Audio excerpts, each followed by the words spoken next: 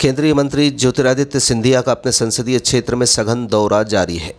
रविवार देर शाम लक्ष्मीगंज में आयोजित एक विशाल आम सभा को संबोधित करते हुए सिंधिया बेहद भावुक नजर आए।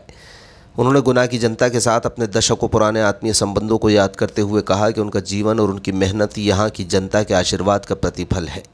अपने संबोधन के दौरान सिंधिया वर्ष 2002 के उस कठिन समय को याद कर भावुक हुए जब उन पर पारिवारिक वज्रपात हुआ। उन्होंने कहा कि तब मैं एक शिशु की तरह राजनीति में लड़खड़ा रहा था। तब यहाँ की हर माँ ने मेरे सिर पर हाथ रखकर मुझे संबल दिया था। इसलिए मैं कहता हूँ कि मेरा खून और मेरा जीवन आपके नाम है।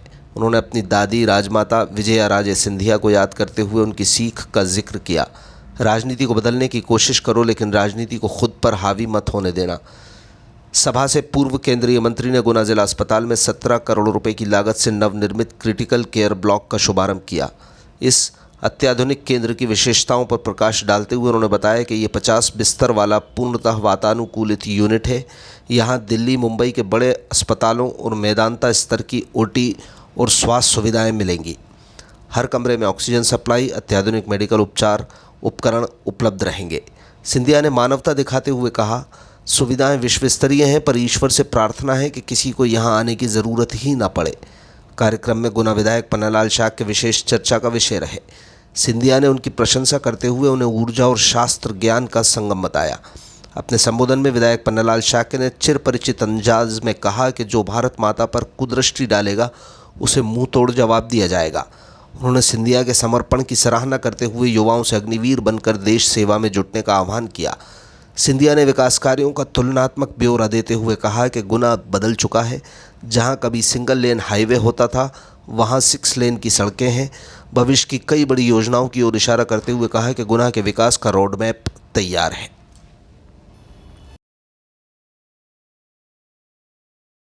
सदस्य परिवार का नाम रोशन करेगा।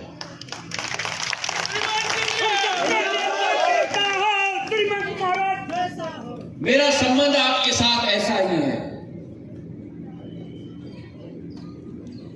मैं भावनात्मक प्रवृत्ति का व्यक्ति हूं।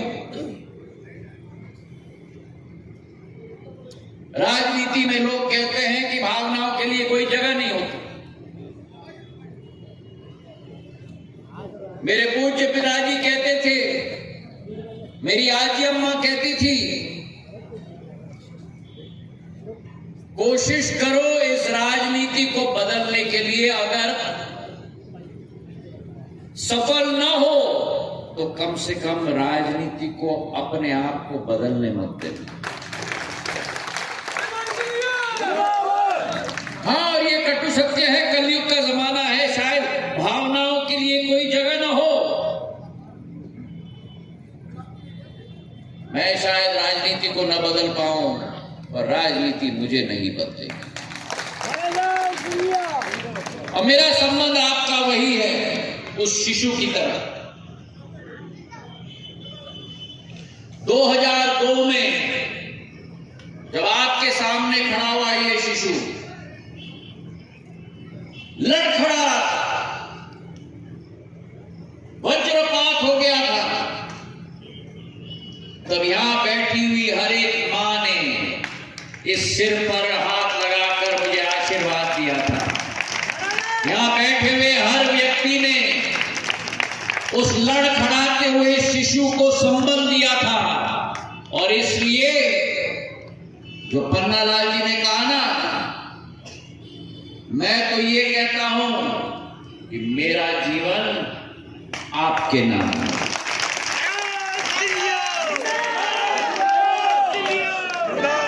और इसलिए मैं मेहनत करता हूं, इसलिए मैं मशक्कत करता हूं, इसलिए मैं परिश्रम करता हूं, ताकि यहां झरोके हुए खड़े हुए मेरी एक एक माता, यहां इस विशाल प्रांगण में बैठे हुए मेरा एक एक परिवार का सदस्य, चाहे बीजेपी का हो या चाहे कांग्रेस का भी हो, चाहे किसी और दल का भी हो, उसे कभी ये न लगे कि ज्योतिरादित्य सिंधिया ने जितनी परिश्रम करनी थी नहीं किया। क्रिटिकल यूनिट जो आज नीचे करो, नीचे आइडिया नीचे करो थोड़ी। ये गुनाह के हमारे सभी वासियों की एक जीवन रेखा होती है। वर्तमान का हमारा 480 बिस्तर का अस्पताल, उसके साथ ये 50 बेड मिलकर एक नई सौगात गुनाह की चिंता की। मैं प्रदेश सरकार करना चाहता हूँ। बहुत लंबी मेरी एक आस रही थी। 18 करोड़ का ये प्रोजेक्ट 50 बिस्तर का संपूर्ण वातानुकूल latest state of the art बहुत अच्छा वातावरण है, जैसे आपने देखा है, जहाँ सभी हमारे स्वास्थ्य कर्मचारी अच्छी तरह से सेवा दे पाएंगे और इससे हमारे सभी पेशेंट्स के लिए भी और स्वास्थ्य कर्मचारी के लिए एक अच्छा वातावरण है। वहाँ संपूर्ण रूप से ताकि जनता की सेवा। स्वास्थ्य की अगर बात की जाए तो चाहे बड़े महाराज साहब हो, राजमाता साहब हो, और आपने भी 2 यूनिट अब इसमें स्टाफ हो। डाइट का यूनिट वहाँ मेन सिविल अस्पताल में दिया है। तो एक नया यूनिट वहाँ ट्रॉमा का भी हम लोगों ने शुरुआत की। अब ये 50 बिस्तर का हो गया है। शिवपुरी में जैसे आपको मालूम है वहाँ 500 बिस्तर का अस्पताल सिविल का है। मेडिकल कॉलेज किया है वहाँ 500 बिस्तर का। अशोकनगर में नया अस्पताल सेट हो रहा है।